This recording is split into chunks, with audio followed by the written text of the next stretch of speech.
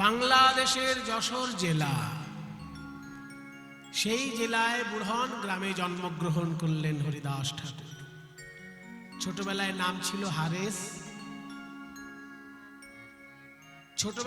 ছিল হারেস, পিতার নাম খান আতাউল্লাহ, মায়ের নাম আমিনা বিবি। আর ওদিকে মতান্তর আছে, কেউ কেউ বলেন মনোহর চক্রবর্তীর ঘরে জন্ম, উজ্জ্বলা দেবীর গর্ভে। কিন্তু ছোট্ট ছেলেটি জন্ম নিল যশোর জেলায় বুড়হন গ্রামে। আগেকার দিনে যশোর জেলা অনেক বড় জেলা ছিল বাবা। বাংলাদেশে এখন জেলাগুলো কেটে ছিটে সব ছোট ছোট করে দিয়েছে। যশোর জেলা শুরু কোথায় জানেন আর শেষ কোথায় জানেন? যারা একটু পশ্চিমবঙ্গের ম্যাপ চেনেন তাদেরকে বলছি, বনগাঁ যেখানে, ওই বনগাঁ হচ্ছে যশোর জেলার অংশ। দেশ ভাগাভাগি হওয়ার সময় বনগাঁটাকে পশ্চিমবঙ্গের সঙ্গে জুড়ে দেওয়া হয়েছে, আসলে ওটা যশোর জেলা। বনগাঁটাকে কেটে, যশোর থেকে কেটে পশ্চিমবঙ্গের সঙ্গে জুড়ে দিয়েছিল দেশ ভাগাভাগির সময়। তো সেই বনগাঁ থেকে যশোর জেলা শুরু, আর সুন্দরবনে গিয়ে যশোর জেলা শেষ। তাহলে প্রায় 250-300 কিলোমিটার, এতটা জায়গা ধরে একটা জেলা, তার নাম যশোর জেলা। বাংলাদেশ সনাতন ধর্মাবলম্বীদের জন্য অসহ্য একটি জায়গা ক্রমশ হয়ে উঠছে। কিন্তু খুব দুঃখের ব্যাপার, এখনো বাংলাদেশের বহু মানুষ বুঝতে চায় না যে সনাতন ধর্মাবলম্বীরা বাংলাদেশে আছে বলেই এখনো বাংলাদেশে কিছুটা শান্তি আছে।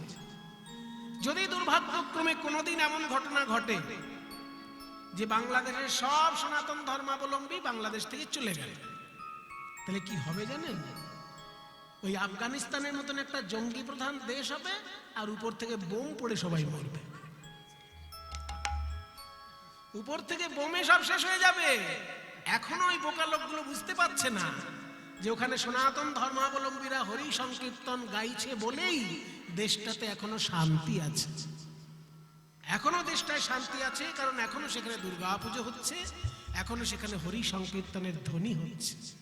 ওই বোকা লোকগুলো যেদিনকে এই দুর্বুদ্ধি ঘটাবে, যদি কোনোদিন দুর্ভাগ্যক্রমে হয় এমন যে সব সনাতন ধর্মাবলম্বী বাংলাদেশ থেকে মাইনাস হয়ে গেল, তাহলে গোটা বাংলাদেশটা তখন একটা জঙ্গিদের দেশ হবে। আর জঙ্গিদের দেশ মানেই জানেন তো, উপর থেকে শুধু বোম পড়বে, মুড়ি মুড়কির মতন বোম পড়বে উপর থেকে। কারণ ভালো মানুষরা কখনোই চাইবে না যে দেশে শুধু জঙ্গি থাকুক, পৃথিবীতে শুধু জঙ্গি থাকুক, চাইবে না কোনো ভালো মানুষ। সেই বাংলাদেশ হচ্ছে ভারত। ভারত আর বাংলাদেশ আলাদা কোনো দেশ নয়, একটাই দেশের ইতিহাস ভূগোল নিয়ে তৈরি বাংলাদেশ ভারতবর্ষ।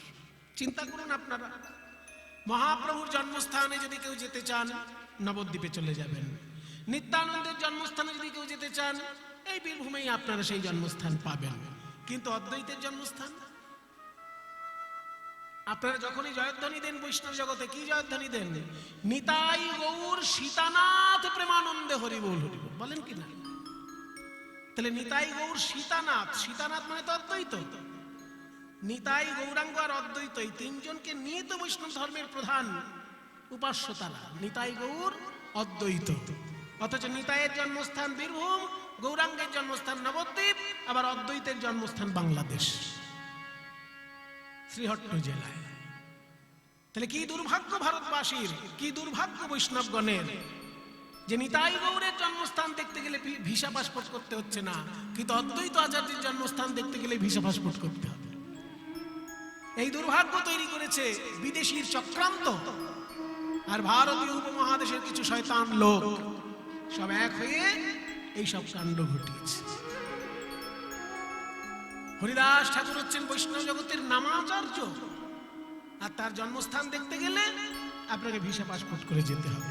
এর থেকে দুর্ভাগ্যের আর কি হতে পারে? তাই যশোর জেলায় বুড়হন গ্রামে জন্ম নিলেন ছোট্ট একটি শিশু, তার নাম হারিস। কিন্তু মহামারীতে আক্রান্ত হয়ে পিতা মাতা মৃত্যুবরণ করেছে। মৃত পিতা মাতার কোলের কাছে ছোট্ট একটা ছেলে কাঁদছে, মা মা বলিয়া শিশু কাঁদিতে লাগিল।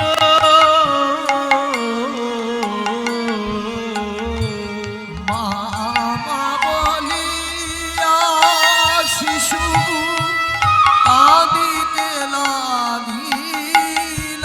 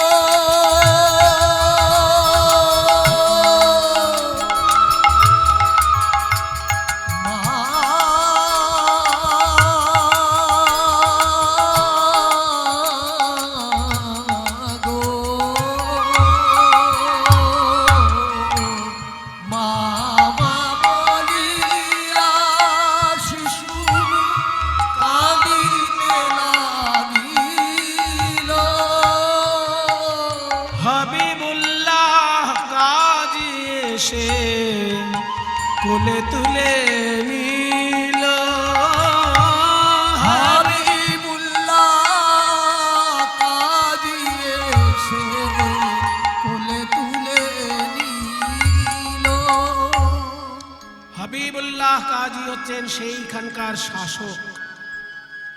তার কানে যখনই খবর গেল যে এত বড় দুর্ঘটনা ঘটেছে, হাজার হাজার লোক মারা গেছে, তার মধ্যে পিতা মাতা মারা গেছে, ছোট্ট একটা শিশু কাঁদছে, হাবিবুল্লাহ ছুটে গিয়ে সেই ছোট্ট ছেলেটাকে কোলে তুলে নিলেন। ছোট্ট ছেলেটাকে কোলে তুলে নিয়ে তার স্ত্রী আমিনার কাছে এসেছে। আমিনা, এই দেখো কি অবস্থা, মহামারীতে আক্রান্ত হয়ে হাজার হাজার মানুষ মারা গেছে, একটা ছোট্ট ছেলের জিন্দেগি আল্লাহ বকশিশ দিয়েছে। খোদার রহমতে, আল্লাহর রহমতে এই ছোট্ট ছেলেটার জিন্দেগি বকশিশ পেয়েছে, একে তুমি তোমার ছেলে করে কোলে তুলে নাও। এই বলে আমিনা বিবি সেই ছোট্ট ছেলেটাকে কোলে তুলে নিল। আমিনা বিবির কোলে উপনীত হলো আমিনা বিবির কোলে সমর্পণ করিল। ছোট্ট ছেলে আস্তে আস্তে বড় হচ্ছে, লোকের মুখে শুনলো তার আসল মা বাবা যিনি তিনি মারা গেছেন মহামারীতে আক্রান্ত হয়ে। এখন যিনি পালন করছেন তিনি পালক পিতা, তার নাম হাবিবুল্লাহ কাজী। কিন্তু ছোট্ট থেকেই হারেসের মনে কেমন একটা কীর্তন হরিনাম শুনলেই সেখানে ছুটে যায়। কোথাও হরিনাম কীর্তন হচ্ছে শুনলে একদম সামনের সারিতে বসে ছোট্ট ছেলে হারেস শুনে। একটা জায়গায় কীর্তন শুনতে গেছে, আর যিনি কীর্তন গাইছেন তিনি বলছে, শোনো বাবা, এই যে ছোট জাত বড় জাত, ছোট জাতি বড় জাতি, এই যে ভাগাভাগি না, এসব মানুষে করেছে, ভগবানের কাছে কোনো ভেদাভেদ নেই, ভগবানের কাছে কোনো ভেদাভেদ নেই। তাই যদি হয় তাহলে দৈত্যকুলের প্রহ্লাদ ভগবান তাকে কোলে তুলে নিল কি করে? তাই বলি মনরে কি করে বরণ কুলে, মন কি করে বরণ কুলে, মন কি করে বরণ কুলে, কি করে বরণ কুলে। যে কুলে তোমার, যে কুলে তোমার জন্ম হোক না, যে কুলে তোমার জন্ম হোক না, সকলি ভক্তি মূলে রে মন, সকলি ভক্তি মূলে। রে মন কি করে বরণ কুলে, মন কি করে বরণ কুলে। একটা কথা বলবো, আপনার টাইটেল কি? কৃষ্ণ মুখার্জি এনার নাম। তোমার টাইটেল কি? ওর নাম, ওর টাইটেল মন্ডল। তোমার টাইটেল কি? বিশ্বনাথ ঘোষ। আচ্ছা, যদি জিজ্ঞেস করি বীর হনুমানের টাইটেল কি? মুখার্জি, ঘোষ, এসবগুলো কাজে লাগবে কি হনুমানের ক্ষেত্রে? তাহলে তুমি মানুষের মধ্যে দাস, ঘোষ, মুখার্জি, চ্যাটার্জি, ব্যানার্জি এইসব ভাগাভাগি করছো, কিন্তু হনুমান সে তো মানুষের মধ্যেই পড়ে না, সে তো কপি কুলে জন্ম নিয়েছে, বানর কুলে জন্ম নিয়ে হনুমান হয়ে গেল ভগবানের প্রিয় ভক্ত, আর তুমি মানুষের মধ্যে ভেদাভেদ করছো। হ্যাঁ, বলি কপি কুলে ধন্য বীর হনুমান, ওই কপি কুলে ধন্য বীর হনুমান, কপি কুলে ধন্য বীর হনুমান। শ্রীরাম ভক্তরা, ওই কপি কুলে ধন্য বীর হনুমান, শ্রীরাম ভক্তরা। রাক্ষস হইয়া, রাক্ষস হইয়া বিভীষণ ওই বৈশে, রাক্ষস হইয়া বিভীষণ বৈশে, সরসভার মাঝ ওই বসে। রাক্ষস হইয়া বিভীষণ বৈশে, ঈশ্বর সভার বসে, ঈশ্বর সভার। আরো শুনবে, ত্রেতা যুগে রামচন্দ্রের বন্ধু কে ছিল? অনেক বন্ধু রামচন্দ্রের, তার মধ্যে সব থেকে ছোট জাতি যে জন্ম নিয়েছিল সেও ছিল রামের বন্ধু। দেখো না কেমন মিতালি করিল, দেখো না কেমন মিতালি করিল, গুহক চণ্ডাল পরে, দেখো না কেমন মিতালি করিল, গুহক চণ্ডাল বরে। গুহক চণ্ডালকে বন্ধু করে রামচন্দ্র বুকে জড়িয়ে ধরেছিল, গুহক চণ্ডালকে। আর তুমি মানুষে ভেদাভেদ করছো, রামচন্দ্র বুকে জড়িয়ে ধরেছে গুহক চণ্ডালকে। যারা বলে যে সনাতন ধর্মে নিজ জাতিতে জন্ম নিলে অসম্মান হয়, তারা ভুল কথা বলে। রামচন্দ্রের জীবনটা দেখুন, গুহক চণ্ডালকে বুকে জড়িয়ে ধরেছেন রামচন্দ্র বন্ধু করে, কোথায় অসম্মান? দেখো না কেমন মিতালি করিল, দেখো না কেমন মিতালি করিল, গুহক চণ্ডাল বরে। দেখো না কেমন মিতালি করিল, গুহক চণ্ডাল বরে। আবার বিদুরের বলো কিবা কুল ছিল, খাইল গোবিন্দ খাইল যাহার ঘরে। ওই বিদুরের বলো কিবা কুল ছিল, খাইল যাহার ঘরে। আরো বলবো, দেখো না কেমন সাধনা করিল গোকুলে গোপের নারী। ওই দেখো না কেমন সাধনা করিল গোকুলে গোপের নারী। ওগো জাতি কুলাচারে কি বল করিবে, ওই জাতি কুলাচারে কি বল করিবে, সে হরি যে ভজে তারি। জাতি কুলাচারে কি বল করিবে, সে হরি যে ভজে তারি। আসল কথা বলবো, শ্রীকৃষ্ণ ভজনে সবেই অধিকারী, কুলের গর্ব নাই। শ্রীকৃষ্ণ ভজনে সবে অধিকারী, কুলের গর্ব নাই। এত সুন্দর পদ যিনি লিখেছেন তিনি হচ্ছেন প্রেমানন্দ দাস। কহে প্রেমানন্দ যে করে গর্ব নিতান্ত মূর্খ সে। ওই কহে প্রেমানন্দ যে করে গর্ব নিতান্ত মূর্খ সে।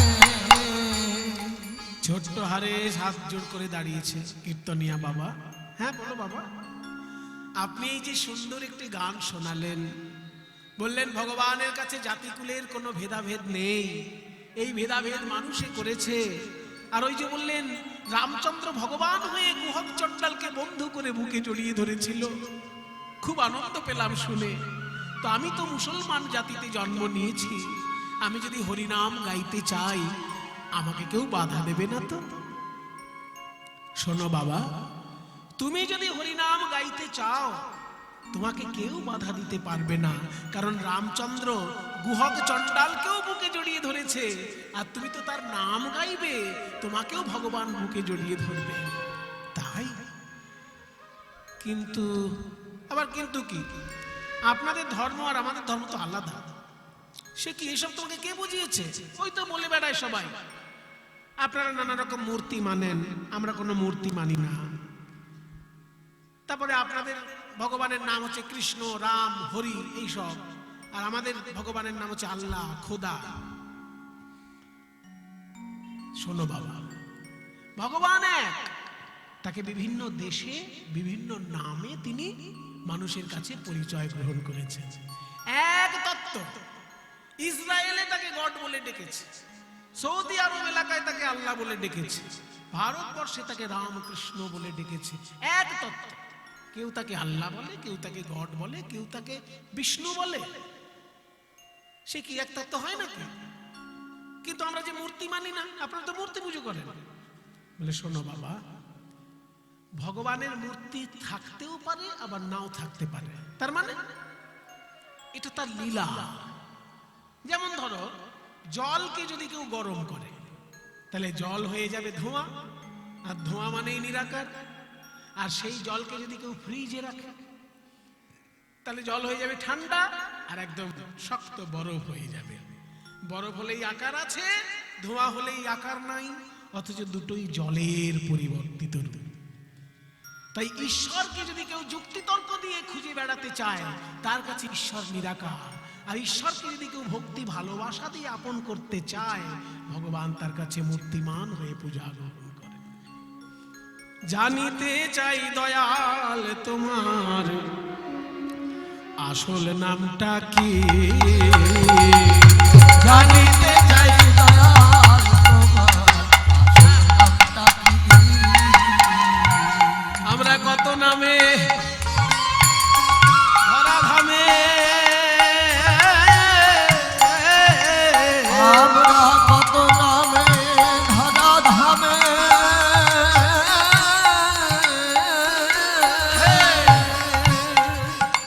আমরা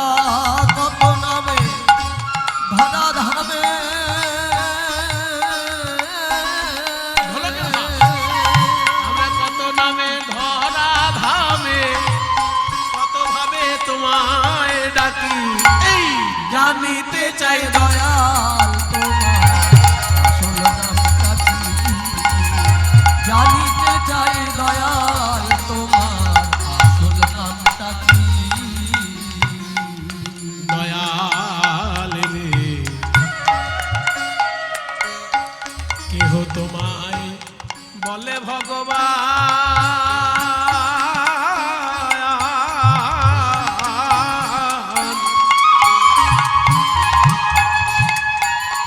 আবার গড বলে কেউ করছে আহ্বান, আবার কেউ বা খোদা, কেউ জিহুদা, কেউ কয়ে পথিয়ান। দয়াল কেহ তোমায় বলে ভগবান,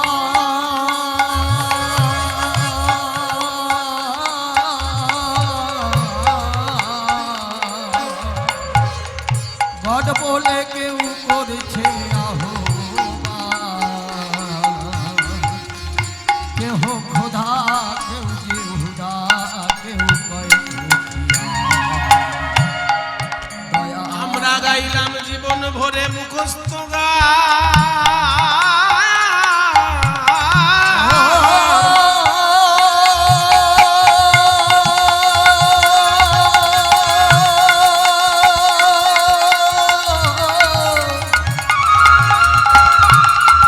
দয়াল হে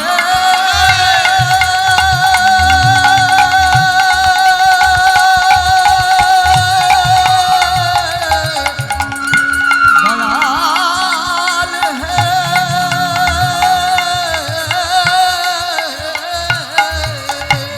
গাইলাম জীবন ভরে মুখস্থ গান, গাইলাম জীবন ভরে মুখস্থ গান। গাইলাম জীবন ভরে মুখস্থ গান। কেমন? যেমন বুলি শিখানো টিয়া পাখি, জানিতে চাই দয়াল তোমার আসল নামটা কি? জানিতে চাই দয়াল তোমার আসল নামটা কি?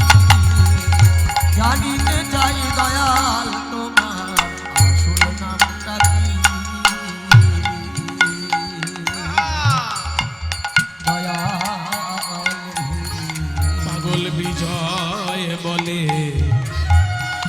পাগল বিজয় বলে মনের কথা কই,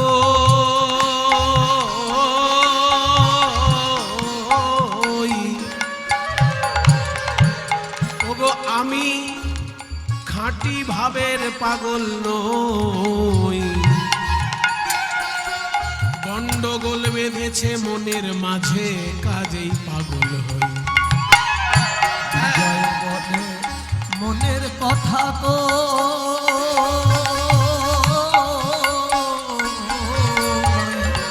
আমি খাঁটি ভাবের পাগল নই, গন্ডগোল বেঁধেছে মনের মাঝে, কাজে পাগল হই।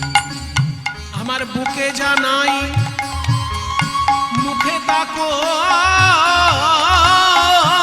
আমার বুকে জানাই মুখে তাকই, বুকে জানাই মুখে তাকই, আমার বুকে জানাই মুখে তাকই, আমার কাটা কান চুলে ঢাকি, জানিতে চাই দয়াল তোমার আসল নামটা কি? জানিতে চাই দয়াল তোমার আসল নামটা কি? ঠিক আছে।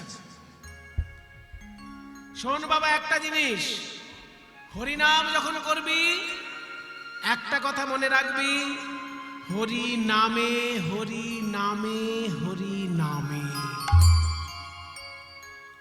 এটা তুই প্রমাণ করে নিবি জীবনে, তারপর প্রাণ ভরে হরি নাম করবি। তারে হরি নাম করে লুকিয়ে লুকিয়ে, তো গরু চড়াতে যায়, গরু চড়াতে গিয়ে হরিনাম করতে করতে ঘুমিয়ে পড়ে, আর গরুগুলো অন্যের ফসল নষ্ট করে। তো লোকে এসে হারেসের পালক পিতা হাবিবুল্লাহ কাজীকে বলে, এই যে মশাই, কাজী সাহেব সেজেছেন, লোকের বিচার করেন, আগে ঘরের বিচার করুন। আপনি যে ছেলেটাকে কুড়িয়ে এনে মানুষ করবেন ভাবছেন, অমানুষ হয়েছে। রাত্রির জেগে হিন্দুদের হরিনাম কীর্তন শুনতে যায়। সবার সামনে তোবা করুন।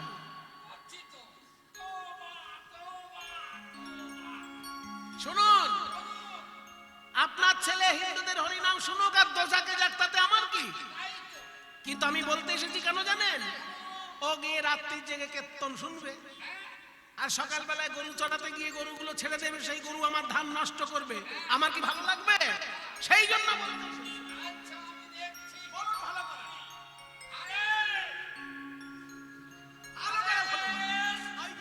বলে হারে কান খুলে শুনে থাক, তুই যদি ওই হিন্দুদের নাম করবে তাহলে তোকে আমি ত্যায্য পুত্র করব, ত্যায্য পুত্র করব, ত্যায্য পুত্র করব।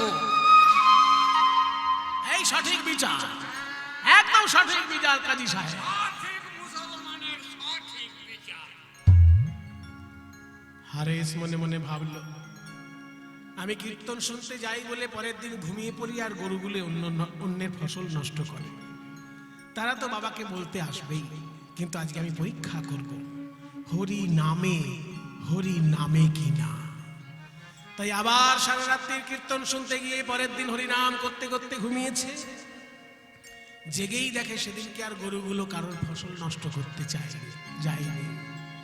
বলে আজকে আমি যখন হরিকে দায়িত্ব দিয়ে হরিনাম করেছি, আজকে দেখলাম গরুগুলো কোনো ফসল নষ্ট করেনি, তাহলে জীবনে প্রমাণ পেলাম, আমি প্রমাণ পেলাম হরি নামে, প্রমাণ পেলাম হরি নামে, এই হরি নামে, ওই হরি নামে আমি প্রমাণ পেলাম হরি নামে। হরি নামে,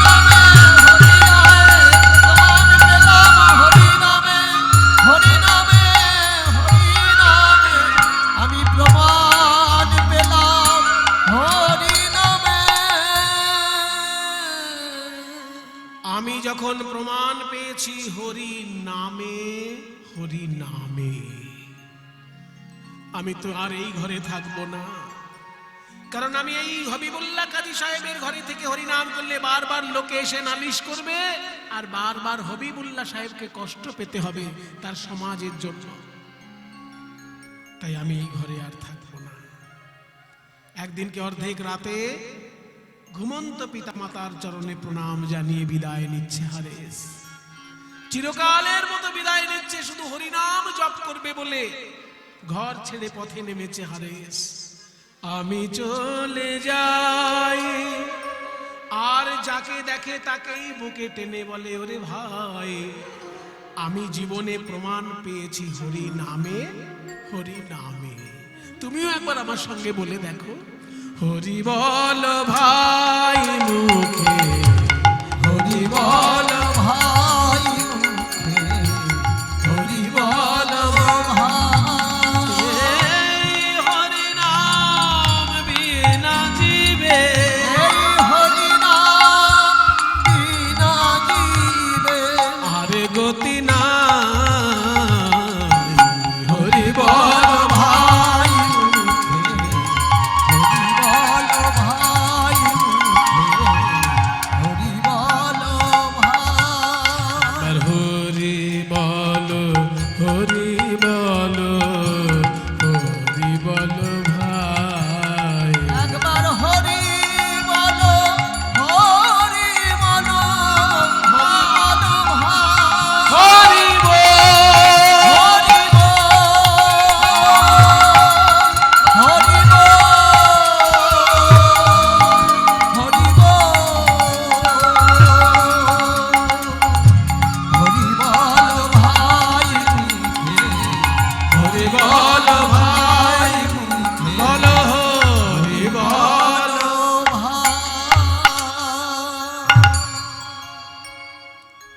অদ্বৈত আচার্যের সঙ্গে দেখা হলো। কে বাবা তুমি? এত সুন্দরভাবে হরিনাম গাইছো, কি নাম তোমার? আমার নাম হারেস। হ্যাঁ আমার নাম হারেস। হারেস? তুমি হিন্দু নও, অথচ এত সুন্দর হরিনাম করছো ভাই। আমি মুসলমানের ছেলে বাবা। তা হরিনাম করছো কেন? আনন্দ পাই। আনন্দ পাও? হ্যাঁ, তো তুমি কলিযুগের যে হরিনাম গুরুর কাছ থেকে পেতে হয়, যে হরিনাম কলিযুগের তারক ব্রহ্ম নাম, সেটা কি তুমি পেয়েছো? তারক ব্রহ্ম নাম কাকে বলে বাবা? তারক মানে উদ্ধারকারী, ব্রহ্ম মানে ঈশ্বর। ঈশ্বর যখন উদ্ধারকারী রূপে নিচে নেমে আসে হরিনাম রূপে, তাকে বলে তারক ব্রহ্ম নাম। এই তারক ব্রহ্ম নাম, কলিযুগের তারক ব্রহ্ম নাম আমি পেয়েছি মাধবেন্দ্রপুরীর কাছ থেকে। তুমি নেবে সেই মাধব কলিযুগের তারক ব্রহ্ম নাম? নিশ্চয়ই নেব বাবা, আপনি আমাকে শেখান। শোনো বাবা, এই তারক ব্রহ্ম নামে কবার হরে আছে, কবার কৃষ্ণ আছে, কবার রাম আছে, একবার দেখে নাও। হরে কৃষ্ণ হরে কৃষ্ণ কৃষ্ণ কৃষ্ণ হরে হরে, হরে রাম রাম রাম হরে হরে। হরে কৃষ্ণ হরে কৃষ্ণ গাও হরে কৃষ্ণ হরে হরে, হরে রাম রাম রাম হরে হরে। গুরুদেব, এত সুন্দর নাম আপনি কোথায় পেলেন? মালার মতো সাজানো নাম, হরে কৃষ্ণ রাম, মানেগুলো একটু বলে দেবেন? শোনো বাবা, হরে মানে হে হরি, কৃষ্ণ মানে হে কৃষ্ণ, রাম মানে হে রাম। তার মানে সত্যযুগের নারায়ণ, ত্রেতা যুগের রামচন্দ্র, আর দাপর যুগের কৃষ্ণ, তিনটে যুগের ভগবানকে এক নামের মধ্যে দিয়ে ডাকা হচ্ছে, ওই জন্য নাম মহামন্ত্র বলা হয়। আর একটা জিনিস জেনে রাখা, এখানে হরে মানে যেমন হে হরি, আবার হরে শব্দের অর্থ এখানে রাধাও হতে পারে। হরে মানে রাধা হবে কি করে? শোনো, রাধারানীর এক নাম, তিনি কৃষ্ণের মনোহরা। মনোহরা মানে মন হরণ করেন, ওই জন্য মনোহরা। সেই মনোটা বাদ দিলে হরা থাকে। আর ওই হরা শব্দের সম্বোধনে হরে, যেমন লতা শব্দের সম্বোধনে লতে হয়, লতে মানে হে লতা। রাধে মানে যেমন হে রাধা, তেমনি হরে মানে হে হরা, অর্থাৎ গোবিন্দের মনোহরা রাধা তোমায় প্রণাম জানায়। কাজে হরে কৃষ্ণ মানে যেমন হে হরি হে কৃষ্ণ, আবার হরে কৃষ্ণ মানে হে রাধে হে কৃষ্ণ। একসঙ্গে যুগল উপাসনাও হয়ে যায় এই নামের মধ্যে দিয়ে। গুরুদেব, এত সুন্দর নাম আপনি আমায় দিন। দাঁড়াও দাঁড়াও, আমি তোমার নামটা একটু সাজিয়ে দিই। তোমার নাম তো হারেস, হ র দন্তেশ্ব তিনটেই থাকবে, কিন্তু আমি একটু সাজিয়ে দেব। আজ থেকে তোমার নাম হরিদাস, হরিদাস, হরিদাস, হরিদাস হরিদাস হরিদাস হরিদাস। গুরুদেব, এত সুন্দর মহামন্ত্র আপনি আমায় দান করলেন, আমি আপনাকে কি দেব? গুরুর কাছে মন্ত্র পেলে তো দক্ষিণা দিতে হয়, কিন্তু আমার কাছে তো পয়সা করি নেই, আমি দক্ষিণা দেবো কি? দক্ষিণা মানেই পয়সা করি নয় বাবা, পয়সা করি ছাড়াও অনেক দক্ষিণা হতে পারে। তুমি অন্য কিছু দাও। তাহলে আমি আপনাকে একটা কথা দিলাম গুরুদেব, এই প্রতিশ্রুতিটাই আমার দক্ষিণা মনে করুন।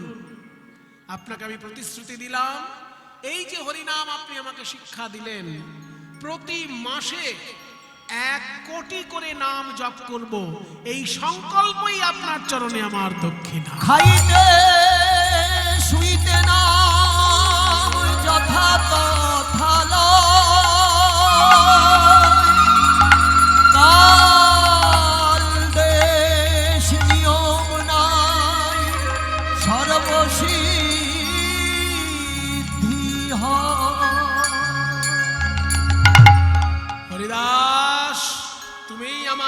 আমার সব থেকে প্রিয়জন।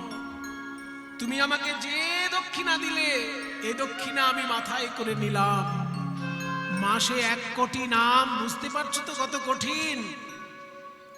মাসে যদি 1 কোটি নাম জপ হয়, রোজ কত হবে মায়েরা? 1 কোটিকে 30 দিয়ে ভাগ করুন, মোটামুটি 30 দিন ধরি মাসে। তাহলে 30 দিয়ে 1 কোটিকে ভাগ করলে কি দাঁড়ায়? বলে বাবা কীর্তন শুনতে আসা মানে অঙ্কের পরীক্ষা দেওয়া, কিছুই বাদ যাবে না কীর্তন থেকে। কীর্তন হচ্ছে একটা সামগ্রিক একটা সম্পদ, সামগ্রিক একটা বিষয়, কোনো বিষয় বাদ যাবে না এখান থেকে। অঙ্কও লাগবে কীর্তনে। এই যে যদি হরিদাস ঠাকুর মাসে 1 কোটি নাম জপ করে, তাহলে রোজ কত করতে হবে? তাহলে 1 কোটিকে 30 দিয়ে ভাগ করুন, ভাগ ফল যেটা দাঁড়াবে, যাদের কাছে মোবাইল আছে দেখুন ভাগ করে, যেটা দাঁড়াবে সেটা হচ্ছে 3,33,333.3 আর 3-এর মাথায় একটা বিন্দু। হ্যাঁ, ওটাকে বলে পৌনপুনিক, মানে দশমিকের পরে ওই 3 যত খুশি লিখতে পারেন আপনি। তো 3,33,333-এরও বেশি নাম তাকে করতে হবে প্রতিদিন। এক কথায় বলা হয় 3 লক্ষ নাম। দেবানিশি লয় সে 3 লক্ষ নাম। হরে কৃষ্ণ হরে কৃষ্ণ কৃষ্ণ কৃষ্ণ হরে হরে, হরে রাম হরে রাম রাম রাম হরে হরে। 3 লক্ষ নাম প্রতিদিন করতে হয়। আর হরিদাস ঠাকুর এমন ছিলেন, 3 লক্ষ নাম উনি 3 রকম ভাবে করতেন। 3 রকম। কি রকম? 1 লক্ষ উচ্চ ঈশ্বরে হরে কৃষ্ণ হরে কৃষ্ণ কৃষ্ণ কৃষ্ণ হরে হরে, হরে রাম হরে রাম রাম রাম হরে হরে। 1 লক্ষ উচ্চ ঈশ্বরে 1 লক্ষ মনে মনে। 1 লক্ষ উচ্চ ঈশ্বরে 1 লক্ষ মনে মনে। মায়েরা একটা নতুন জিনিস জেনে রাখুন, যারা গুরুর কাছে দীক্ষা নিয়েছেন তাদের খুব দরকার এটা। মন্ত্র জপ করা হয় 3 রকম। মন্ত্র যদি চিৎকার করে জপ করা হয় তাকে বলে বাচিক জপ। মন্ত্র যদি ফিসফিস করে জপ করা হয় তাকে বলে উপাংশু জপ। আর মন্ত্র জপ করলে যদি মুখে আওয়াজ না হয়, জিভ না নড়ে, শুধু মনে মনে উচ্চারণ করে মন্ত্র জপ করা হয় তাকে বলে মানসিক জপ। এই 3 রকমের জপ আছে। হরিদাস ঠাকুর 3 লক্ষ নামে এই 3 রকমের জপ করতেন। 1 লক্ষ ধীরে ধীরে অতি অনুপাম। 1 লক্ষ ধীরে ধীরে অতি অনুপম। দিবানিশি লয় সে 3 লক্ষ নাম। হরে কৃষ্ণ কৃষ্ণ কৃষ্ণ হরে হরে, হরে রাম রাম রাম হরে হরে। হরিনাম করতে করতে চলে এলো বেনাপোলের জঙ্গলে। বেনাপোলের জঙ্গল, সেইখানে রামচন্দ্র খান ছিল একজন শাসক। সে শুনলো বেনাপোলের জঙ্গলে নাকি একজন সাধু এসে হরিনাম করে, আর গ্রামের লোক তাকে এত ভালোবাসে যে জঙ্গলের ভিতরে গিয়ে হরিনাম তাকে খাবার দিয়ে আসে। আমি এইখানকার জমিদার, আমাকে কেউ খাবার দিতে আসে না, আর ওই সাধুকে খাবার দেওয়ার জন্য জঙ্গলে যায়। কে আছিস? লাঠি সোটা নিয়ে যা, ওই বাবাজিকে ঠান্ডা করে দিয়ে আয়। একদল লাঠিয়ালকে পাঠালো হরিদাসকে মারার জন্য। আর সেই লাঠিয়াল করলো কি জানেন? হরিদাসকে মারতে গিয়েছে জঙ্গলে, এমন ঝড় এসেছে যে গাছপালা ভেঙে পড়ে লাঠিয়ালদের গায়ের উপরেই পড়েছে। হরিদাসকে ঠান্ডা করবে কি নিজেরাই ঠান্ডা হয়ে বাড়িতে এসেছে। দেখলো এইভাবে তো হরিদাসকে কিছু করা গেল না, অন্য উপায় দেখতে হবে। কে আছিস? এই বাংলায় সব থেকে ভালো বাইজির নাম কি? ওই বাইজিকে নিয়ে আয়। শুনেছি অনেক জমিদারের জমিদারি চলে গেছে বাইজির জন্য। তো সেই বাইজি নাকি কেমন এই হরিদাসের মন ভোলাতে পারে। যা লাগে লাগুক, আমার জমিদারি চলে যায় যাক, তবু বাইজি আমার চাই। বাইজি আস। জমিদার বাবু,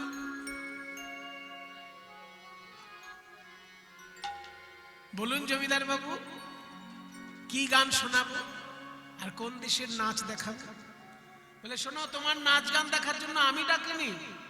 তাহলে এইখানে একজন সাধু বাবা থাকে, সে সারা রাত্রির নাম জপ করে একা থাকে। তুমি যদি তার মন ভোলাতে পারো তবে বুঝবো তুমি কেমন নাচ গান শিখেছো। সাধু বাবা? সাধু বাবার বয়স কত? কত? এই 25-26 হবে। বলে তাহলে কোনো চিন্তা করবেন না, কত হাতি ঘোড়া গেল তো, আরে তো যুবক সাধু।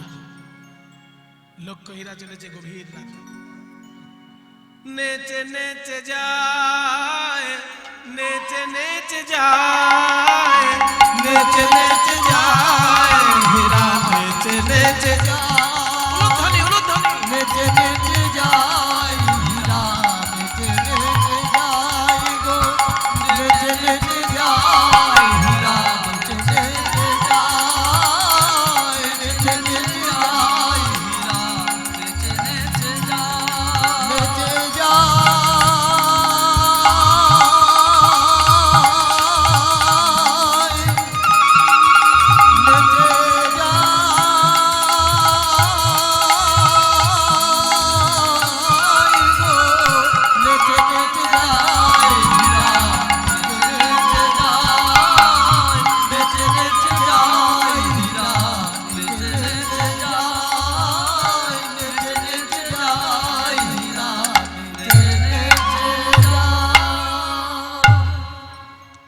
লক্ষ্য হীরা হরিদাসের সামনে এসে বসেছে।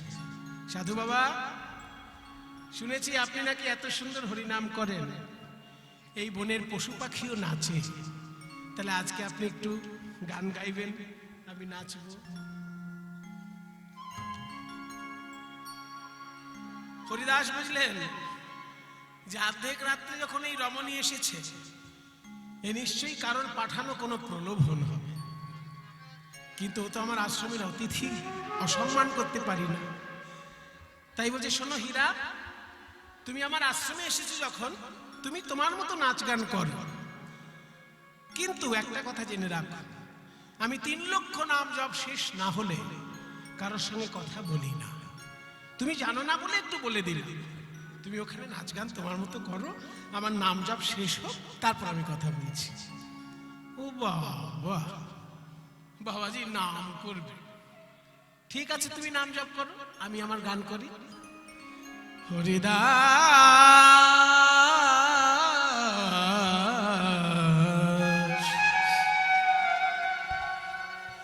হরিদাস চাহ মুখ পানে, মুখ পানে চাহ মুখ পানে।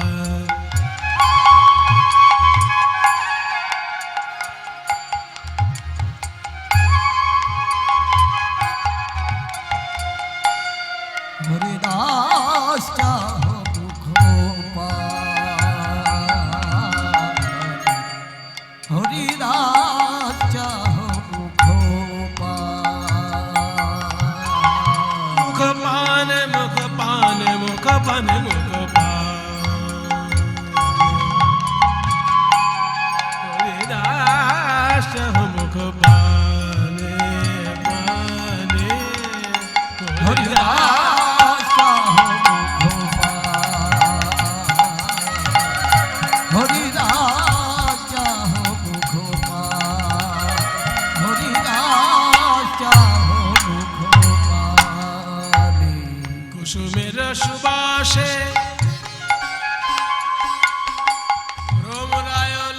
আসে ছুটে, কুসুমের সুবাসে।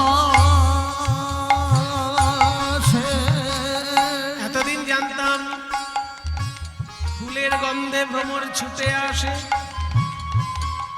মায়েরা শুনুন ভালো করে, এতদিন জানতাম ফুলের গন্ধে ভ্রমর ছুটে আসে, মানে লক্ষ্মীরা ফুল আর রূপলোভী মানুষ ভ্রমর। এতদিন জানতাম ফুলের গন্ধে ভ্রমর ছুটে আসে, আর আজকে ফুল ভ্রমরের কাছে এসেছে, তবু ভ্রমর কথা বলে না। ওরে দাস, কুসুমের সুবাসে ভ্রমরায়লে আসে ছুটে, ভোরে ওঠে সুগন্ধে কুসুমের শোভা। তোরে দাসটা হব কপালে, হরিদাস যাহব গোপাল, হরিদাস যাহব গোপালে। দেখো হীরা, সারা রাত্রির নাচ গান করেছো, অনেক কষ্ট হয়েছে। এখন সকাল হয়ে গেছে তো বাড়ি যাও, আবার কালকে এসো। সারা রাত্রির নাচ গান করেও যখন হরিদাসের মন ভোলাতে পারলো না, একদিন গেল, দুদিন গেল, 3 দিন। লক্ষ্য হীরা বাইজি দেখছি আমার সারা জীবনের কঠোর পরিশ্রম করে আমি যে নাচ গান শিখেছি, কত জমিদার বাবুর জমিদারি চলে গেছে আমার জন্য, আর এই সাধু বাবা হরিনামে কি এমন রস পেয়েছে যে আমার নাচ গান ওনাকে ভোলাতেই পারলো না। আমার এমন রূপেও উনি ভুললেন না। 3টে দিন সারা রাত্রির হরিনাম শুনেছে হীরাবাই। এবার বাড়িতে গিয়ে কি অবস্থা জানেন? বাড়িতে যখন গিয়েছে, কোন দাস দাসী বলছে, দিদি ধুলোবালির মধ্যে বসেছিলে, কাপড়টাকে ময়লা হয়ে গেছে, কেচে দেব? হীরাবাইয়ের মুখ দিয়ে বেরোচ্ছে হরে কৃষ্ণ। কেউ বলছে, দিদি খিদে পেয়েছে নাকি, দুটো ভাত বেড়ে দেবো? হীরাবাইয়ের মুখ দিয়ে বেরোচ্ছে হরে কৃষ্ণ। যে কথাই উত্তর দিতে যাচ্ছে, মুখ দিয়ে হরে কৃষ্ণ বেরিয়ে যাচ্ছে। আর তাই শুনে দাস দাসীরা সব মুখে কাপড় চাপা দিয়ে হাসাহাসি করছে। বাইজি যদি ক্ষণে ক্ষণে হরে কৃষ্ণ বলে, তো ভূতের মুখে রাম রাম মনে হচ্ছে। কিন্তু হীরাবাই বুঝতে পেরেছে নিজের পরিবর্তন, আর কাল বিলম্ব না করে ছুটে গেলে হরিদাসের চরণে আছাড় খেয়ে ও হরিদাস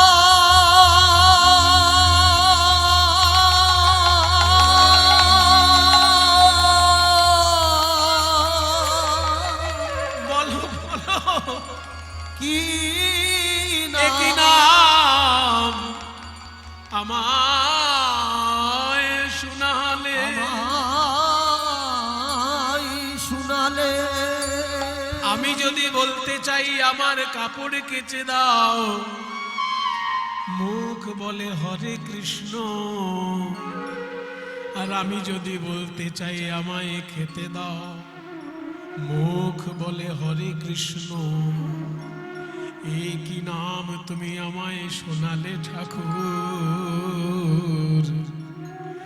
শুনেছি রাধারানী যখন প্রথম কৃষ্ণ নাম শুনেছিলেন, তার নাকি এমন দশা হয়েছিল। আজ আমার বুঝি সেই দশা। বলো বলো এমন মধুর নাম তুমি কোথায় পেলে? আমায় কি বা শোনা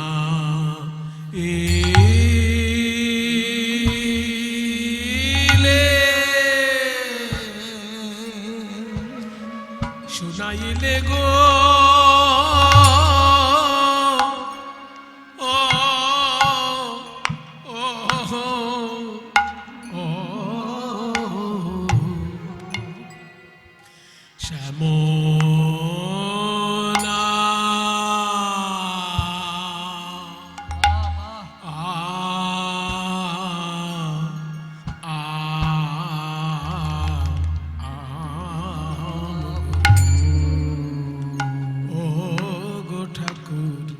বলো বলো আমায় কি বা শোনা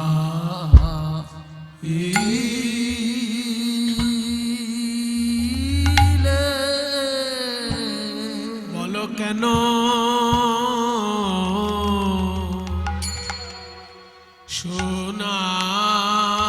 শোনাইলে শ্যাম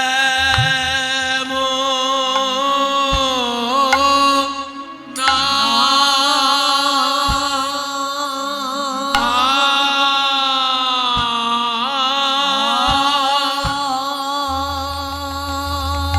আমায় কেন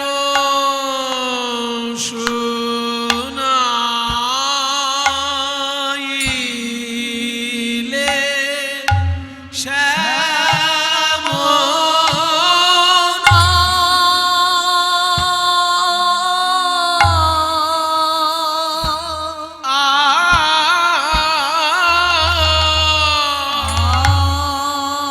ওগো আমায় কেন শোনাইলে শ্যাম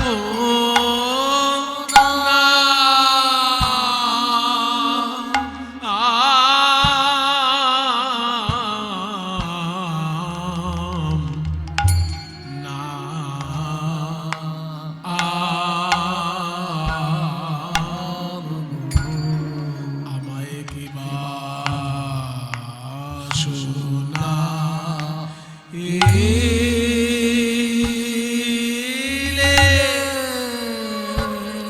ওগো ঠাকুর জন্মাবধি এমন মধুর নাম আমি আগে কভু শুনি কভু শুনি না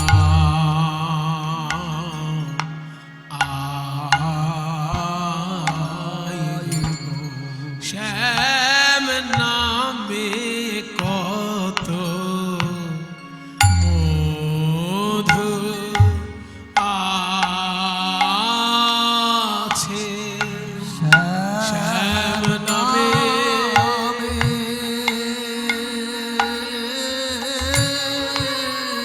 নামে কত আসুন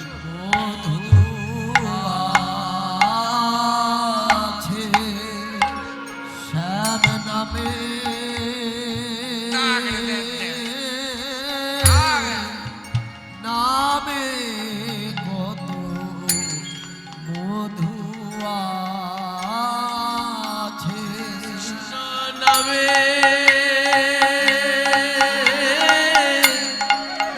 নামে কত মধু আছে শ্যাম নামে নামে কত মধু আছে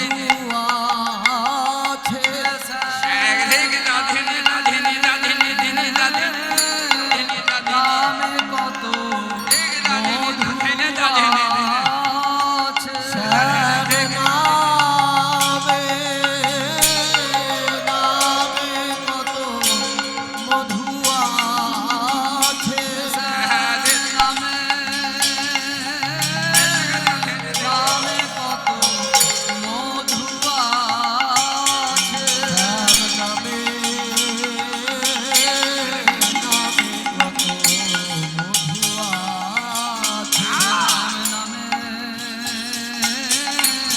নামে কত মধু আছে শ্যাম নামে হৃদয় গৌর হরি নামে কত মধু আছে শ্যাম নামে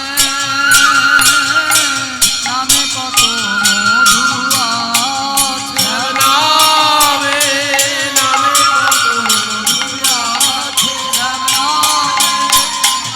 কত মধু আছে শ্যাম নামে নামে কত মধু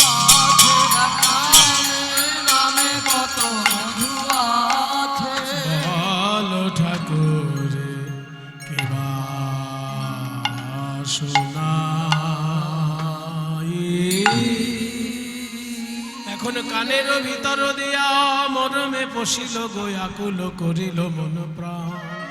বসো, বসো।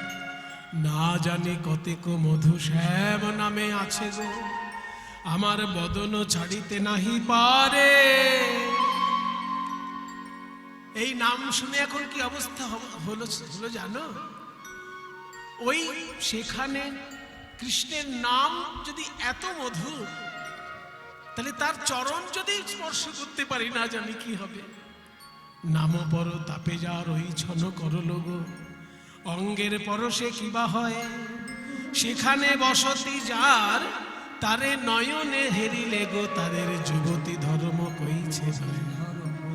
এখন পাশরিতে চাকি মনে পাশরানো যায় গো, কি করিব কি হবে উপায়।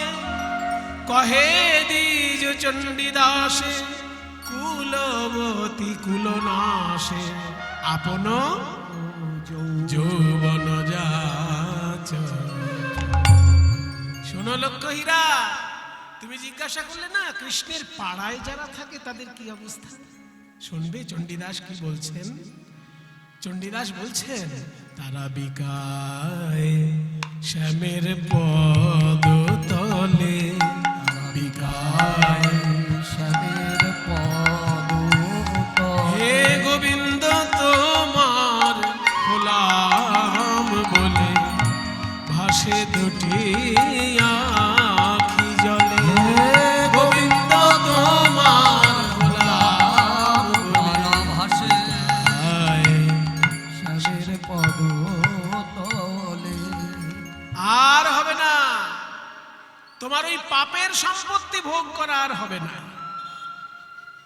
রূপ দেখিয়ে গান শুনিয়ে নাচ করে যে মানুষের অর্থ উপার্জন করেছো, ওই অর্থ তুমি দিন দরিদ্রের মধ্যে বিতরণ করে দাও, ত্যাগের জীবন অবলম্বন করো। মায়েরা, যদি পরশ পাথরে লোহা ঠেকানো হয়, লোহা সোনা হয়ে যায়। এটা কানে শুনেছে লোকে, কোনোদিন চোখে দেখেনি। কিন্তু হরিদাস ঠাকুরের জীবনীতে দেখুন, হরিদাস হচ্ছেন পরশ পাথর। লক্ষ্য হীরার জীবনটা সোনায় পরিণত করে দিলেন। ছিল একজন বারাঙ্গনা, ছিল বাইজি, সে হয়ে গেল সাধিকা। এগুলো গাল গল্প নয় বাবা, এগুলো বাস্তব ইতিহাস, বাংলার বুকে ঘটেছে। আর যেখানে এই ঘটনা ঘটেছে সেই জায়গাটি এখনো আছে। বাঙালি তো খাওয়া দাওয়া করে ঘুমোতে পারলে আর কিছু চায় না, সেই জন্য এইগুলো দেখে না। লোকে দীঘা বেড়াতে যায়, দার্জিলিং বেড়াতে যায়, কিন্তু এই সব মহাতীর্থ ঘুরতে যায় না। এগুলো বাঙালির দুর্ভাগ্য। যেখানে এই ঘটনাটি ঘটেছিল সেই জায়গাটি কোথায় জানেন? এই পশ্চিমবঙ্গ থেকে বাংলাদেশে ঢোকার অনেকগুলো বর্ডার আছে, তার মধ্যে একটা বর্ডার হচ্ছে ওই বনগাঁয়ে বেনাপোলের বর্ডার। ওই বেনাপোলের বর্ডার পেরিয়ে বাংলাদেশে ঢুকলেই 2 কিলোমিটারের মধ্যে সেই আশ্রম আছে বেনাপোলে। এখনো সেই জায়গাটি আছে যেখানে লক্ষ্য হীরাকে এইভাবে উদ্ধার করেছিলেন হরিদাস ঠাকুর। আমাদের সৌভাগ্য হয়েছে সেইখানে আমরা যে পদটি এতক্ষণ আপনারা শুনলেন, চণ্ডীদাসের এই পদটি আমরা ওইখানে নিবেদন করতে পেরেছিলাম। সেই সব জায়গা দর্শন করেছি, আমাদের জীবনটা ধন্য হয়েছে। লক্ষ্য হীরাকে উদ্ধার করে হরিদাস ঠাকুর আরো এগিয়ে চললেন। গঙ্গার ধারে ফুলিয়া এসে নাম জপ করছেন, কিন্তু সেইখানে ছিল একজন মুসলমান শাসক, তার নাম গড়াই কাজী। লোকে এসে বলছে, আপনার শাসনকালে একজন মুসলমান ছিল, সে এখন হিন্দুদের হরিনাম করছে, এত বড় অপরাধ সহ্য করা যায়? ওকে শাস্তির ব্যবস্থা করো। তাই গড়াই কাজী বলছে, কে আছিস? এই হরিদাসকে 22টা বাজারে বেত্রাঘাত কর। হরিদাসকে ডেকে বললো, হরিদাস তুমি হরিনাম ছাড়বে কিনা বলো? ও কাফেরদের কুফরি করো না তুমি, ওসব কাফেরদের কাজ। তখন হরিদাস বললেন, শুনো, আমি জীবনে প্রমাণ পেয়েছি হরি নামে, হরি নামে, তাই কারোর কথায় আমি হরি নাম ছাড়বো না। আমি তোমায় শাস্তি দিতে পারি। শাস্তি? খণ্ড খণ্ড হয় দেহ যদি যায় প্রাণ, খণ্ড খণ্ড হয় দেহ যদি যায় প্রাণ, তবু না বদনে ছাড়ি মধুর হরি নাম। না বদনে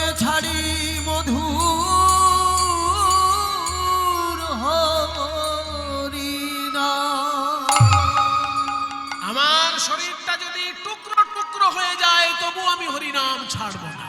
কে? কাফেরের দালাল। এত বড় কথা তোর মুখে? শরীর টুকরো টুকরো হয়ে গেলেও হরিনাম ছাড়বি না? কে আছিস? এই কাফেরের দালালকে ধরে নিয়ে যা, 22টা বাজারে বেঁধে বেত্রাঘাত করবি। যদি হরিনাম ছেড়ে দেয় তাহলে পুরস্কার পাবি, আর যদি এর মুখ থেকে হরিনাম ছাড়াতে না পারিস তাহলে তোদের গর্দান চলে যাবে। ঘাতকদেরকে দিয়ে পাঠালেন 22টা বাজারে। এক একটা বাজারে যখন বাজার জমে উঠেছে সেই সময় খুঁটির সঙ্গে হরিদাসকে বেঁধে ঘাতকগণ বেত্রাঘাত করছে। হরিদাস, আমাদের কিন্তু কাউকে মারতে প্রাণ কাঁপে না, ওই কাফেরদের হরিনাম ছাড়। নাম আমি ছাড়তে পারবো না। হরিনাম ছাড়, নাম ছাড়, নাম ছাড়, নাম ছাড়।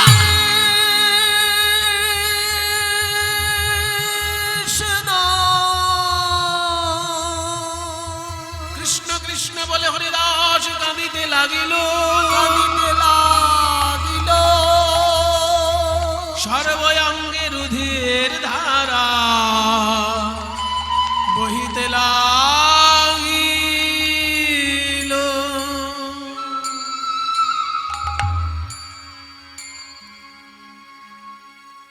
একটা দুটো বাজারে মারলেই লোকে মরে যায়, আর 22টা বাজারেও বেত্রাঘাত শেষ হচ্ছে না, মরছে না হরিদাস।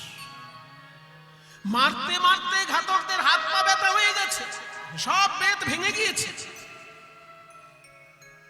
শেষকালে সব ঘাতকরা হাত জোড় করে হরিদাসকে বলছে, হরিদাস তোর পায়ে পড়ি, তুই যদি হরিনাম না ছাড়িস তাহলে নবাব বলেছে আমাদের গর্দান নিয়ে নেবে, আমাদের সংসার ভেসে যাবে। হরিদাস, আমাদেরকে বাঁচাও।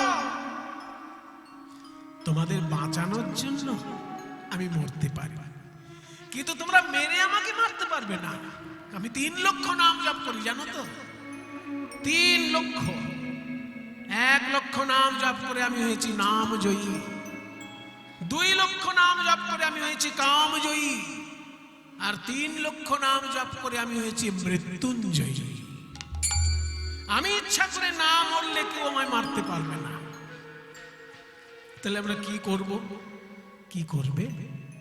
তোমরা একটু আমার সঙ্গে হরিনাম গাও, দেখো আমি মরে যাব। কি? এই নাম ছাড়ানোর জন্য আমরা মারতে বসেছি, আর এই হরিনাম গাইবো আমরা? তখন একজন বলছে, শোন ভাই, আপন প্রাণ বাঁচা। এখন যদি ওর হরিনাম করলে ও তাড়াতাড়ি মরে যায়, এখন তো বাইরের নবাবের লোকজন কেউ নেই, কেউ দেখতে পাচ্ছে না, এই ফাঁকে আমরা একটু লুকিয়ে লুকিয়ে হরিনাম করে নি, ও মরে যাক, তারপর আর করবো না। তাহলে ও বাঁচে, আমিও বাঁচি। তাই করো হরিদাস, তুমি হরিনাম গাও, তোমার সঙ্গে সঙ্গে আমরা গাইব। হরিদাস গাইছে, এসো ভাই নাম গাই, কৃষ্ণ নাম হরি নাম, কৃষ্ণ নাম হরি নাম, এসো ভাই নাম গাই। হরিদাস, কৃষ্ণ হরিদাস, আমার সঙ্গে তোমরা বলো, দূরে যাবে ত্রিতাপ জালা,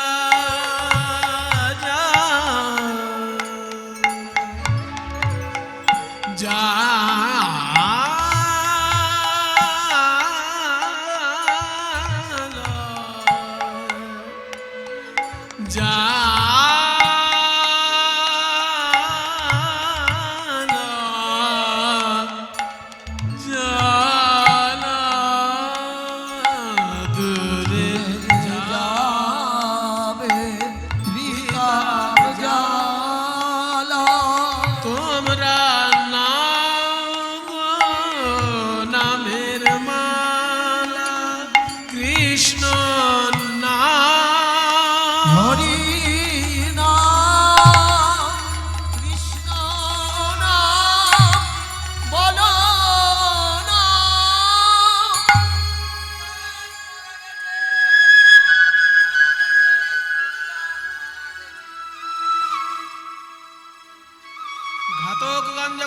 নাম করেছে, হরিদাস আছাড় খেয়ে পড়লেন।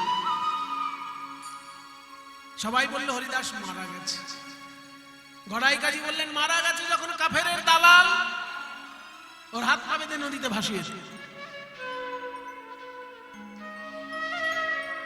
হরিদাসকে হাত পা বেঁধে গঙ্গায় ভাসিয়ে দিল। কিন্তু বোকা লোকেরা বুঝতে পারলো না হরিদাসের কি হয়েছে। হরিদাস মরেনি, কৃষ্ণ নাম করে সে প্রাণায়াম অভ্যাস করে ফেলেছে। আর প্রাণায়ামের কি রূপ যোগীদের কাছে জিজ্ঞাসা করবেন, যোগী তো পাওয়াই মুশকিল আজকাল। যোগী কোথায়? বড় বড় যোগী বাবা যারা, তারা দম না নিয়ে ঘন্টার পর ঘন্টা থাকতে পারে। যখন পূরক করা হয় বায়ুকে ভিতরে গ্রহণ করা যায়। বায়ু যখন আটকে রাখা হয় তাকে বলে কুম্ভক, আর বায়ুকে যখন ত্যাগ করা হয় তাকে বলে রেচক। এই পূরক, কুম্ভক, রেচক গোটাটাকে বলে প্রাণায়াম। হরিদাস ঠাকুরের এগুলো সব সাধনা হয়ে গেছে। তাই বায়ু গ্রহণ করে তিনি এমন ভাবে আটকে রেখেছিলেন, লোকে ভাবলো মারা গেছে। আসলে সে মারা যায়নি। গঙ্গায় যেই ভাসিয়ে দিয়েছে, কিছু দূর গিয়ে ভাসতে ভাসতে হরি নাম করছেন, হরে কৃষ্ণ হরে কৃষ্ণ কৃষ্ণ কৃষ্ণ হরে হরে হরে হরে রাম রাম রাম হরে হরে। কে? এ তো আমার পরিচিত কণ্ঠ মনে হচ্ছে। গঙ্গার জলে কে যেন ভেসে যাচ্ছে আর কৃষ্ণ নাম করছে। দূর থেকে অদ্বৈত আচার্য শুনতে পেলেন সেই নাম। অদ্বৈত আচার্য সাঁতার দিয়ে গিয়ে হরিদাসের দেহটি নিয়ে আসলেন। হরিদাস, গুরুদেব, তোমার সারা গায়ে বেত্রাঘাতের চিহ্ন কেন? এরকম অমানুষের মতো কে মেরেছে তোমায়? গুরুদেব, আপনি আমার গায়ে বেত্রাঘাতের চিহ্ন দেখছেন,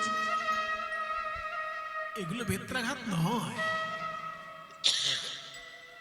আমি কৃষ্ণ নাম করেছি বলে এই কলিজীব আমাকে বেত্রাঘাতের অলংকার পরিয়ে দিয়েছে। অলংকার। হরিদাস, জীবনে আমি বৈষ্ণব অনেক দেখেছি, কিন্তু বেত্রাঘাতকেও অলংকার বলতে পারে এমন বৈষ্ণব আমি চোখে প্রথম দেখলাম। ধন্য হরিদাস, তুমি বেত্রাঘাতকে অলংকার মনে করে তুমি ধারণ করেছো। তুমি পেয়েছো বেত্রাঘাত রূপী অলংকার কলিজীবের কাছে। আর আমি তোমাকে একটা অলংকার দেব, তুমি বুকে তুলে রাখতে পারবে। সেই অলংকার কোথায় আছে জানো? সচী মায়ের কোল আলো করে রয়েছে সেই অলংকার। মায়েরা, গৌরাঙ্গ মহাপ্রভুর যখন জন্ম হয় তখন হরিদাসের বয়স হচ্ছে 35 বছর, আর অদ্বৈতাচার্যের বয়স হচ্ছে 52 বছর। এগুলো বাংলার ইতিহাস, এগুলো আপনাদের মুখস্থ রাখা উচিত। অদ্বৈতের যখন 52 বছর বয়স তখন গৌরাঙ্গের জন্ম, আর হরিদাস ঠাকুরের যখন 35 বছর বয়স তখন গৌরাঙ্গের জন্ম। তার মানে কি, গৌরাঙ্গকে এরা কোলে পিঠে করে বড় করেছে। তাই হরিদাসকে নিয়ে অদ্বৈত গেলেন। ওই যে আমাদের অলংকার সচী মায়ের কোলে নাচছে, চোখের সামনে নিমাইকে বড় হতে দেখলেন, জগাই মাধাই উদ্ধার করতে দেখলেন। সন্ন্যাসী হয়ে যখন নিমাই চলে গেল চোখের সামনে, সবাই কেঁদেছিল গৌর গৌর বলে, কিন্তু হরিদাস ঠাকুর কেঁদেছিলেন দুটি চোখ বন্ধ করে। কারণ গৌর শূন্য নবদ্বীপে আমি কি দেখবো, তাই চোখ বন্ধ করে কেঁদেছিলেন হরিদাস। নীলাচলে যখন চলে যান গৌরাঙ্গ মহাপ্রভু, হরিদাস ঠাকুর নবদ্বীপে থাকতে না পেরে চলে যান নীলাচলে। আর হরিদাস ঠাকুর যেহেতু কোনোদিন ভিক্ষা করতেন না, কারোর কাছে ভিক্ষা করতেন না, উনি একটা বকুল গাছের তলায় বসে নাম জপ করতেন পুরীধামে। সেই বকুল গাছটি এখনো আছে।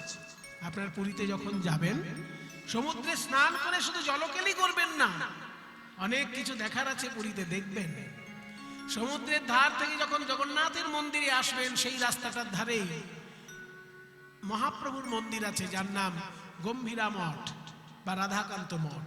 আর ওই রাধাকান্ত মঠের গা দিয়ে চলে যাচ্ছে একটা গলি ভিতরে, সেইখানেই রয়েছে হরিদাস ঠাকুরের বকুল গাছটি। যে বকুল গাছের তলায় তিনি সাধনা করতেন, সেই বকুল গাছের তলায় তিনি শুধু 3 লক্ষ নাম জপ করতেন, কারোর কাছে ভিক্ষা করতেন না। এবং ভিক্ষা করতেন না বলে চৈতন্যদেব একটা ব্যবস্থা করেছিলেন। কি না, জগন্নাথের মন্দির থেকে প্রসাদ আসতো চৈতন্য মহাপ্রভুর জন্য। হরিদাস ঠাকুর চৈতন্য মহাপ্রভু সেই প্রসাদ গ্রহণ করার পর বাকি অংশটা পাঠিয়ে দিতেন হরিদাসের জন্য। কত বড় কৃপা দেখেছেন? এই কৃপা আর কে পাবে? মহাপ্রভু প্রসাদ পাওয়ার পর সেই থালাটাই হরিদাসের জন্য নিয়ে যেতেন মহাপ্রভুর সেবক গোবিন্দ। একদিন গোবিন্দ সেই প্রসাদটা নিয়ে যাচ্ছে আর দেখে কি, যে হরিদাস প্রতিদিন বসে বসে নাম জপ করে সে আজকে শুয়ে শুয়ে নাম জপ করছে। একদিন গোবিন্দ মহাপ্রসাদ লইয়া, একদিন গোবিন্দ মহাপ্রসাদ লইয়া হরিদাসে দিতে গেলায় আনন্দিত হইয়া, হরিদাসে দিতে গেলা আনন্দিত হইয়া। দেখে হরিদাস ঠাকুর করেছে শয়ন, দেখে হরিদাস ঠাকুর করেছে শয়ন। মন্দ মন্দ মানে ধীরে ধীরে মন্দ মন্দ করিতেছে সংখ্যা সংকীর্তন। মন্দ মন্দ করিতেছে সংখ্যা সংকীর্তন। হরিদাস, তুমি শুয়ে শুয়ে নাম জপ তো কখনো করো না, শরীরটা খারাপ নাকি? এসো, এই তো মহাপ্রভু পাঠিয়েছে প্রসাদ। গোবিন্দ কয়, উঠো আসি করো ভক্ষণ। গোবিন্দ কয়, উঠো আসি করো ভক্ষণ। হরিদাস কহে, আজি করিব লঙ্ঘন। হরিদাস কহে, আজি করিব লঙ্ঘন। লঙ্ঘন মানে ডিঙিয়ে যাও, অর্থাৎ আজকের দিনটা আমি ডিঙিয়ে যাব, মানে আজকের দিনটা আমি খাবো না। কেন খাবে না? কেন? আরে মহাপ্রভু প্রসাদ পাঠিয়েছে তোমার জন্য, খাবো না কেন? 3 লক্ষ নাম জপ সম্পূর্ণ না হলে আমি তো প্রসাদ পাই না। আজকে আমার 3 লক্ষ নামটা সম্পূর্ণ হয়নি, একটু দেরি হয়ে যাচ্ছে। সংখ্যা কীর্তন পড়ে নাই, কেমনে খাইব? সংখ্যা কীর্তন করে নাই, কেমনে খাইব? মহাপ্রভুর দেওয়া প্রসাদ কেমনে ফিরাইব? আমার মহাপ্রভুর দেওয়া প্রসাদ কেমনে ফিরাইব? কি সর্বনেশে কাণ্ড বলো তো। গোবিন্দ, আমার নাম জপ সম্পূর্ণ হয়নি তাই খেতে পাচ্ছি না, আবার চৈতন্যদেব পাঠিয়েছে প্রসাদ, ফিরিয়ে দেওয়াটার সাহসও তো আমার নেই। তাহলে কি করি? এসো প্রসাদটা নিয়ে এসো, প্রসাদটা নিয়ে এসো।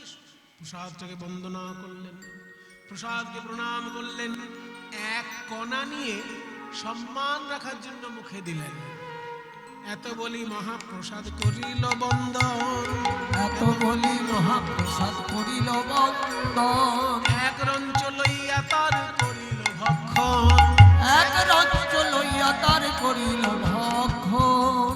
পেট ভরে প্রসাদ খাওয়া হলো না, আবার ফিরিয়েও দেওয়া হলো না, 2 দিক রক্ষা হলো। কিন্তু এই কথা চাপা থাকলো না। গোবিন্দ গিয়ে মহাপ্রভুকে জানিয়ে দিলেন, গৌর হরি, যে হরিদাসকে আমি কোনোদিন ঘুমোতে দেখিনি, শুতে দেখিনি, সব সময় বসে বসে নাম জপ করতে দেখেছি, সেই হরিদাসকে আজকে দেখলাম শুয়ে শুয়ে নাম জপ করছে এবং গতিটা ধীর হয়ে গেছে। শরীর টরীর খারাপ হলো কিনা একবার গিয়ে দেখে এসো। আসলে এই গোবিন্দ ছিল মহাপ্রভুর গুরু ভাই, ওই জন্য দেখে এসো বলতে পারে মহাপ্রভু।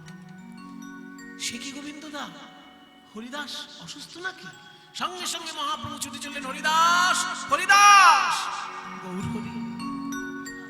গোবিন্দর মুখে শুনলাম তুমি নাকি প্রসাদকে শুধু সম্মান করে পাঠিয়ে দিয়েছো, তোমার নাকি নাম জপ পিছিয়ে যাচ্ছে।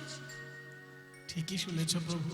আরে বাবা, বয়স হয়েছে, এখনো তোমার প্রতিদিন 3 লক্ষ নাম জপ করার কি দরকার? প্রভু কহে, বয়স হইল সংখ্যা অল্প করো, সিদ্ধ দেহ সাধনে আগ্রহ কেন ধরো? তুই তো সিদ্ধি লাভ করেছ, আর কি দরকার এখনো 3 লক্ষ নাম জপ করার? বলছে, দেখো প্রভু, আমি যে কাজ সেই ছোটবেলা থেকে করে আসছি, আজকে খাওয়ার জন্য সেই কাজ করতে পারবো না, এটা আমার দ্বারা সম্ভব নয়। তুমি আমাকে ওই কথাটি বলো না। তাহলে কি কি হয়েছে? তোমার শরীর খারাপ? না,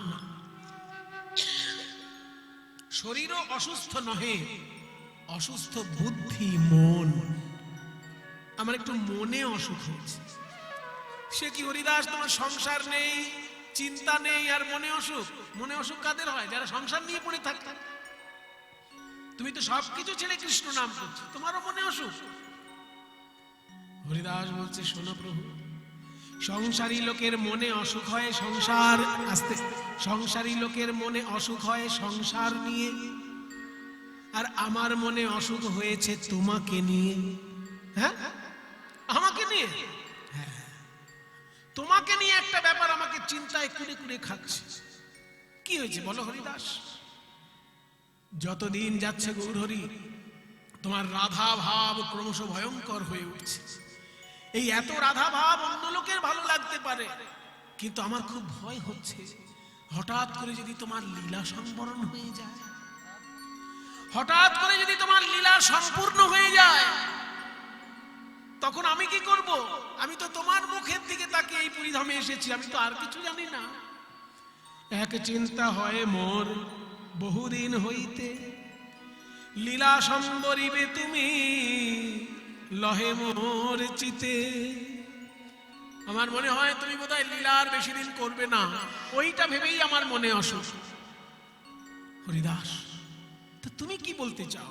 আমি বলতে চাই, তোমার অন্তিম লীলা বলে যদি কিছু থাকে, সেই অন্তিম লীলা যেন আমাকে দেখতে না হয়। সেই লীলা প্রভু মোরে কভু না দেখাইবা।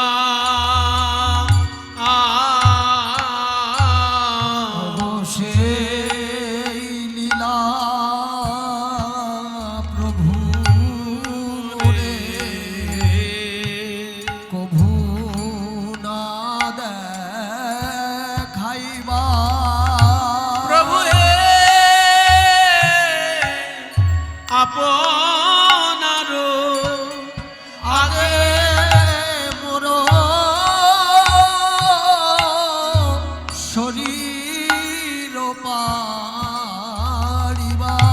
তোমার আগে যেন যেতে পারি, তোমার আগে যেন যেতে পারি। এই কৃপা করো গৌর হরি। তোমার আগে যেন যেতে পারি। হরিদাস, এ তুমি কি বলছো? আমার আগে তুমি যদি চলে যাও, তাহলে আমি কি করে থাকবো? অন্য লোকে জানে না, তুমি তো জানো। প্রতিদিন জগন্নাথ দর্শন করার পর আমি তোমার সামনে এসে দাঁড়াই। কেন তোমার সামনে এসে দাঁড়াই কেউ জানে? যেমন সুন্দরী মেয়েরা আয়নার সামনে দাঁড়িয়ে দেখে আমাকে কত সুন্দর লাগছে, ঠিক তেমনি আমি তোমার সামনে দাঁড়িয়ে একবার নিজেকে দেখি যে তোমার মতো আমি ভক্ত হতে পারলাম কিনা। তোমাকে আমি আয়নার মতন করে দেখি যে তোমার মতো আমি ভক্ত হতে পারছি কিনা। আর তুমি যদি চলে যাও, আমি কাকে নিয়ে লীলা করব হরিদাস? গৌরহরি, তোমার এত শত শত ভক্ত রয়েছে, কত গুণে গুণান্বিত তারা, কত সাধন ভজন করে তারা, আমি তো কিছুই পারি না প্রভু। আমার মতো একটা পিঁপড়ে যদি মরে যায়, তাতে পৃথিবীর কি এমন ক্ষতি হবে? কৃপা করে তোমার ওই চরণে আমার শেষ নিবেদন গৌরহরি। আমার শেষ ইচ্ছা, তোমার আগে যেন আমি দেহ ত্যাগ করতে পারি। বলো বলো, আমার এই ইচ্ছা তুমি পূর্ণ করবে কিনা? বলো, এই ইচ্ছা পূর্ণ করবে কিনা? গৌর সুন্দর বলছে, হরিদাস আমি আর কি বলবো বলো? প্রভু কহে, হরিদাস তুমি যা কিছু মাগিবে, যা কিছু মাগিবে কৃষ্ণ কৃপাময় তাহা অবশ্য পুরাইবে। কৃষ্ণ কৃপাময় তাহা অবশ্য পুরাইবে। মানে মহাপ্রভু বলতে চাইলেন, তুমি যা চাইবে কৃষ্ণের কৃপায় তাই হবে। তার মানে তোমার মনোবাসনা পূর্ণ হবে। যখনই এই কথা বলেছে যে তোমার মনোবাসনা পূর্ণ হবে, অমনি হরিদাস ঠাকুর মহাপ্রভুর দুটি চরণ জড়িয়ে ধরেছে। আমার ইচ্ছা যদি সত্যিই পূর্ণ করো গৌর হরি, তাহলে আমার শেষ কথা শোনো। মৃত্যুকালে লোকে কত কষ্ট পায় আমি দেখেছি, কত ছটফট করে, কত ব্যথা পায়, তবু তাদের প্রাণবায়ু বেরোতে চায় না। আমি কিন্তু ওই রকম কষ্ট পেয়ে মরতে চাই না। আমার তিনটে ইচ্ছা আছে। আমার নয়নে যেন তোমার চাঁদ বদন থাকে, আমার হৃদয়ে যেন তোমার চরণ থাকে, আর আমার বদনে যেন তোমার নাম থাকে। এইভাবে যেন আমি যেতে পারি। আমি হৃদয়ে ধরিব শ্রীকৃষ্ণ তোমার যুগল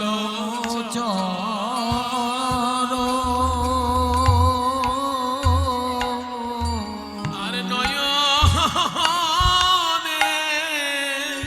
হেরিব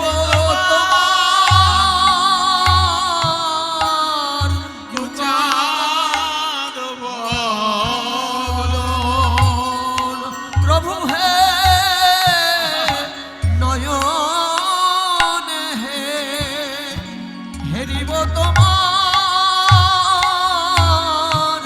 ও চাঁদ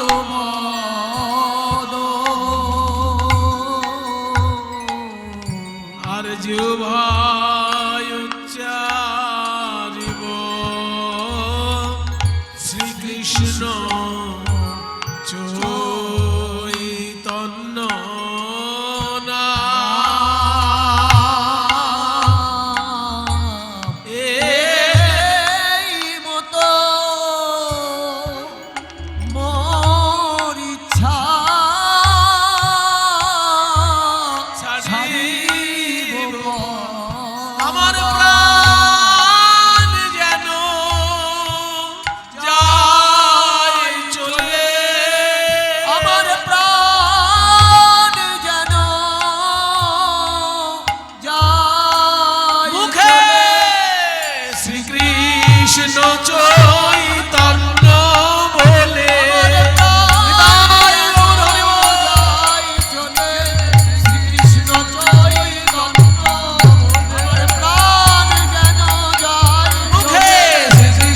চৈতন্য বলে, শ্রীকৃষ্ণ চৈতন্য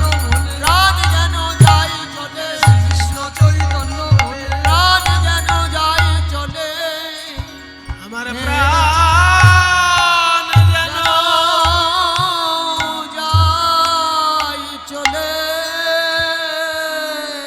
তিনটে ইচ্ছার কথা হরিদাস ঠাকুর বলেছেন। আর মাথা তুলে যখন দেখলেন গৌর হরি আর সেখানে নেই। ওমা, গৌর সুন্দর আর সেখানে থাকলেন না কেন জানেন?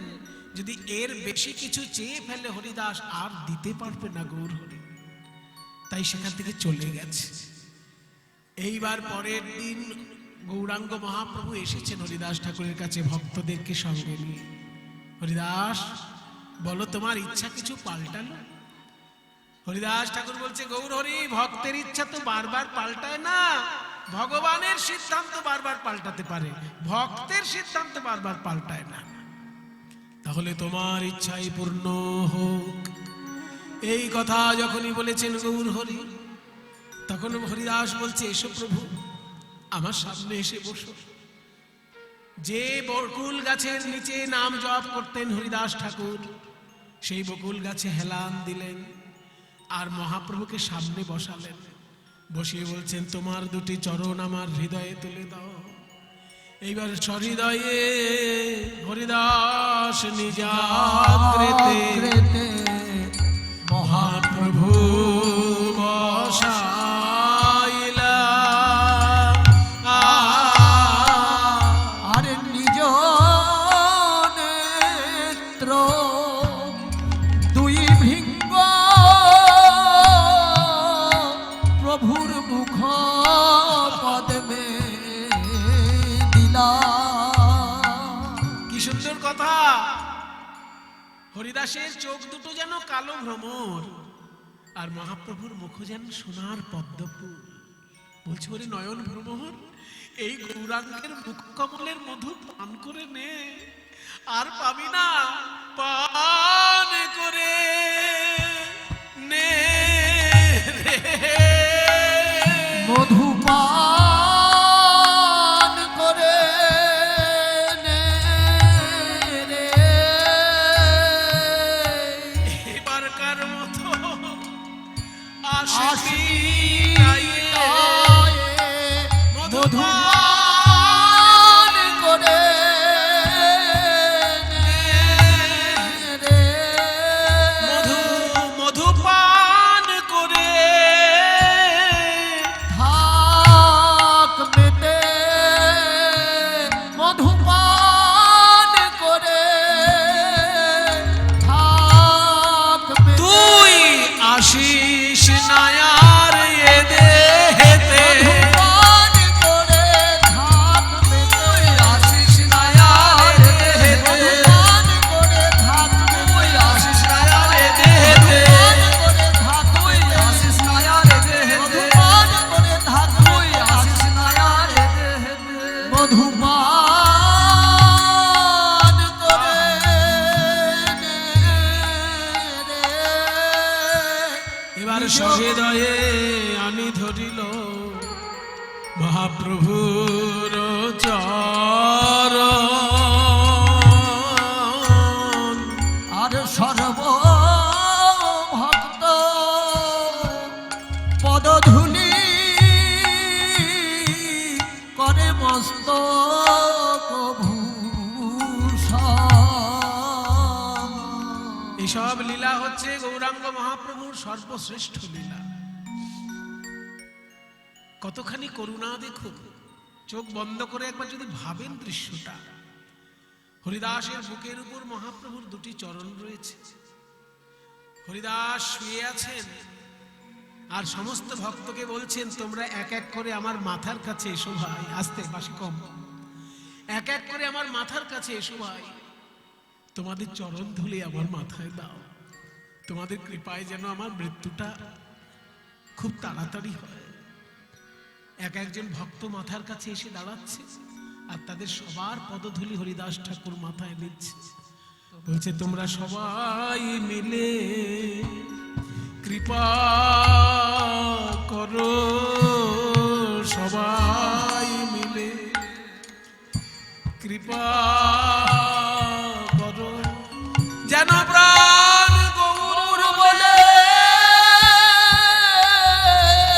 মরতে পারি, সবাই মিলে কৃপা। এবার গৌর বলে মরতে পারি, সবাই মিলে কৃপা করো। এবার শ্রীকৃষ্ণ চৈতন্য শব্দ হরিদাস কহে, বার বার মহাপ্রভুর মুখ মাধুরী মাধুরী দিয়ে নেত্রে জলধার। শ্রীকৃষ্ণ চৈতন্য শব্দ করিতে উচ্চার ওই নামের সহিতে প্রাণ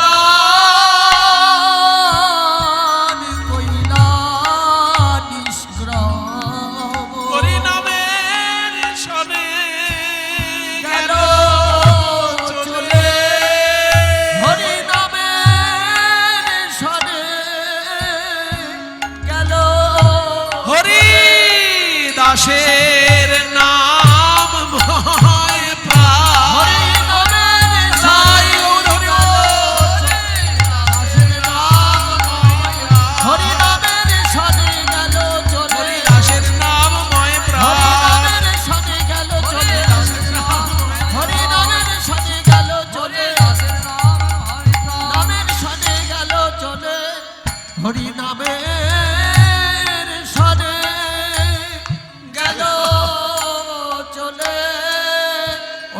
শ্রমের সহিতে প্রাণ কৈলাস শ্রাবণ।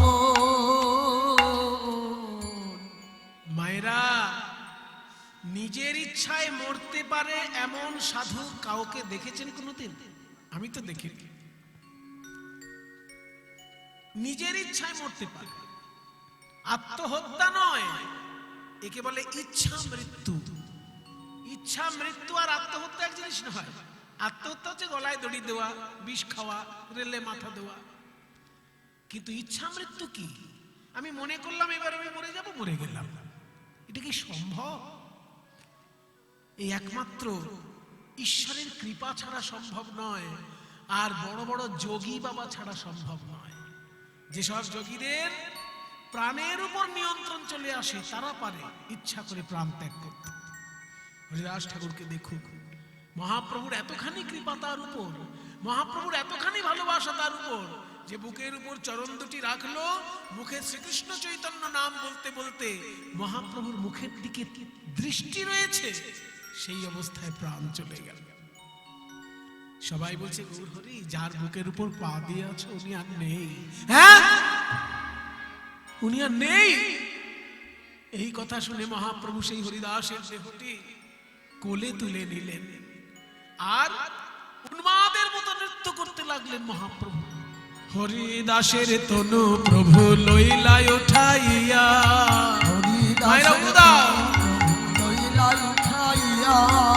অঙ্গনে নাচেন প্রভু প্রেমাবিষ্ট হইয়া, আর অঙ্গনে নাচেন প্রভু প্রেমাবিষ্ট হইয়া, প্রভু প্রেমাবিষ্ট হইয়া। আমার ভগবান নাচে রে, ভগবান নাচে রে, ভক্তের দেহ কোলে লয়ে ভগবান নাচে রে, ভক্তের দেহ কোলে লয়ে ভগবান নাচে। ওই নাচে আমার বিশ্বম্ভর। হরিদাসের দেহ নিয়ে নৃত্য করতে করতে মহাপ্রভু অন্যান্য ভক্তগণ সেই দেহ কোলে তুলে নিলেন। তারপর সুন্দর একটা খাট সাজিয়ে দিয়ে তাতে হরিদাস ঠাকুরকে শুইয়ে সমুদ্রের তীরে নিয়ে চললেন। হরিদাসের তনু তবে বিমানে উঠাইয়া, হরিদাসের তনু তবে বিমানে উঠাইয়া, হরিদাসের তনু প্রভু বিমানে উঠাইয়া, সমুদ্রেতে লইয়া গেলা স্নান করাইলা, সমুদ্রেতে লইয়া গিয়া স্নান করাইলা। সমুদ্রেতে স্নান করাচ্ছেন সবাই মিলে। আর মহাপ্রভু কি বললেন জানেন? আজ হইতে সমুদ্র এই মহাতীর্থস্থান। সমুদ্র আজকে মহাতীর্থে পরিণত হলো, হরিদাসের ছোঁয়া পেয়েছে বলে। এত বড় কথা মহাপ্রভু বললেন। তারপর কি হলো? একটা গর্ত, বালির গর্ত খোঁড়া হলো। সেই বালির গর্তে হরিদাস ঠাকুরকে শুইয়ে দেওয়া হলো। নিজে হাতে মহাপ্রভু তাকে মালা চন্দন পরাচ্ছেন। মানে বাবাজি রামদাস বাবাজি মহারাজ বলছেন যে ভক্ত ভগবানকে সাজায় শুনেছি, কিন্তু গৌরলীলায় দেখা গেল যে ভগবান ভক্তকে সাজিয়ে দিচ্ছেন। নিজের হাতে মালা চন্দন পরিয়ে হরিদাস ঠাকুরকে শুইয়ে দিলেন। শেষকালে নিজের হাতে বালি নিয়ে হরি বল বলি গোরা রায়, হরি বল বলি গোরা রায়। আপনি সহস্তে বালু দিলা তার গায়, আপনি সহস্তে বালু দিলা তার গায়। হরি বল বলে মহাপ্রভু হরিদাসের গায়ে বালু দিচ্ছেন। এবার সব ভক্তগণ সেই বালি সম্পূর্ণ করছেন। মহাপ্রভু আর বালি দিতে পাচ্ছেন না, কণ্ঠ পর্যন্ত বালি দেওয়া হয়ে গেছে। হঠাৎ মহাপ্রভু যেই চোখ পড়েছে হরিদাসের মুখের উপর, আর থাকতে পারলেন না হরিদাস মহাপ্রভু। বলছেন, এবার আমায় কে শোনাবে, এবার আমায় কে শোনাবে। এমন মধুর মধুর মধুর করে হরি নাম, বলো এবার শুনাবে।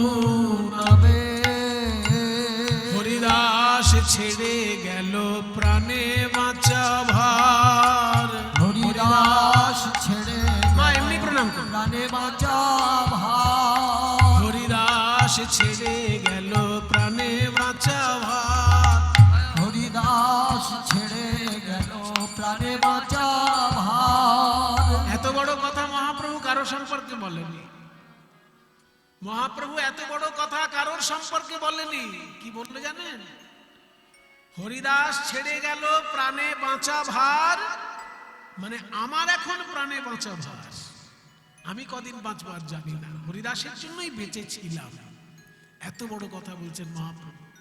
হরিদাস ছেড়ে গেল প্রাণে বাঁচা ভার।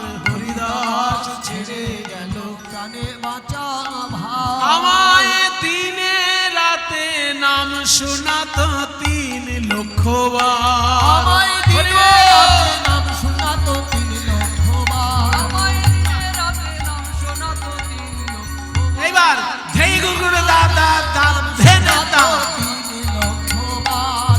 আমায় দিনে রাতে নাম শোনাতো 3 লক্ষ বার। আমায় দিনে রাতে নাম শোনাতো 3 লক্ষ বার। আমায় দিনে রাতে নাম শোনাতো 3 লক্ষ বার। আমায় দিনে রাতে নাম শোনাতো 3 লক্ষ বার।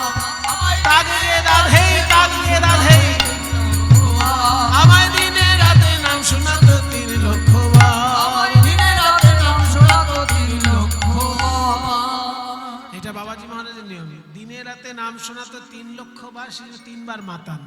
3 রকমের বাজনায় 3 বার মাতান। দিনে রাতে নাম শোনাতো 3 লক্ষ বার। এবার সকল ভক্তগণ হরিদাসকে সমাধি সম্পূর্ণ করে একটা বেদি তৈরি করলেন। তারপর মহাপ্রভু কি করলেন জানেন? পুরীর মন্দিরে চলে গেলেন। জগন্নাথ মন্দিরের সামনে গিয়ে, জগন্নাথ মন্দিরের চারদিকে 4টে দরজা, তো সামনের দরজাটা প্রধান দরজা যেটা, সেটার নাম সিংহদ্বার। সেই সিংহদ্বারে সামনে মহাপ্রভু নিজে আঁচল পেতে ভিক্ষা করছেন। সিংহদ্বারে আসি প্রভু পশারির ঠাই। সিংহদ্বারে আসি প্রভু পশারির ঠাই।